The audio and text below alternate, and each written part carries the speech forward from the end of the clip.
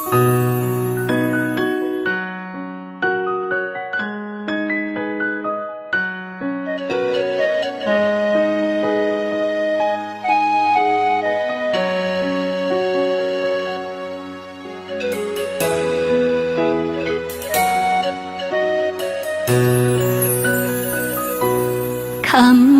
สั้นๆที่ความยาวมันบ่ถึงนาทีอาจทำลายหลายล้านนาทีสิ่งดีๆที่เฮาร่วมก่อใจเย็นไว้ซะเว้ายังออกมาหูโตบ่นอเรื่องมื้อนี้อ้ายสิบ่คือโตแค่อยากขอให้เห็นแก่หักเฮาเก็บเอาไว้ก่อนคำว่าลาก่อนเสียงไว้สาก่อนคนดีของอ้ายตะกี้ตะกอนหักกันสำใด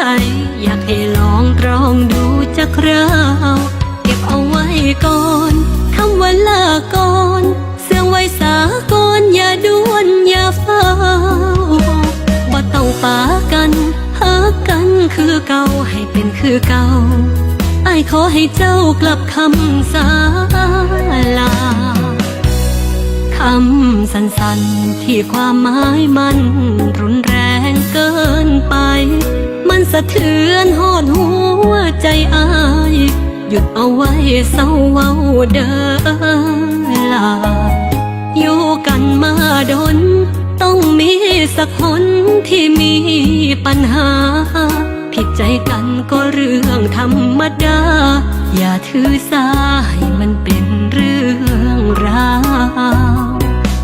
เก็บเอาไว้ก่อนคำว่าลาก่อนเสื่องไว้สาก่อนคนดีของอ้า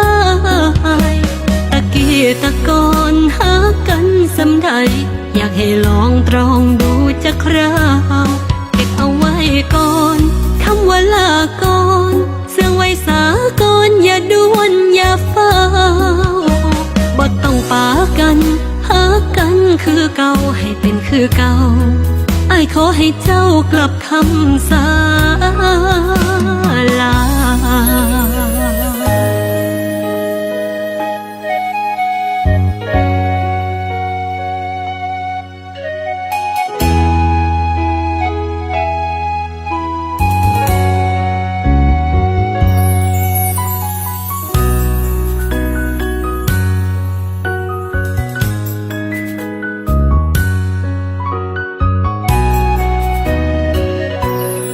คำสั้นๆที่ความหมายมัน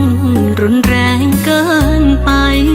มันสะเทือนหดหัวใจอ้าย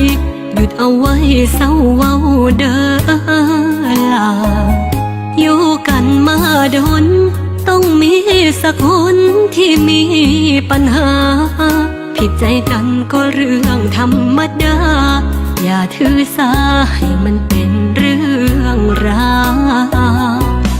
เก็บเอาไว้ก่อนคำว่าลาก่อนเสื่องไว้สาก่อนคนดีของอ้ายตะกี้ตะกอนหากันสำใด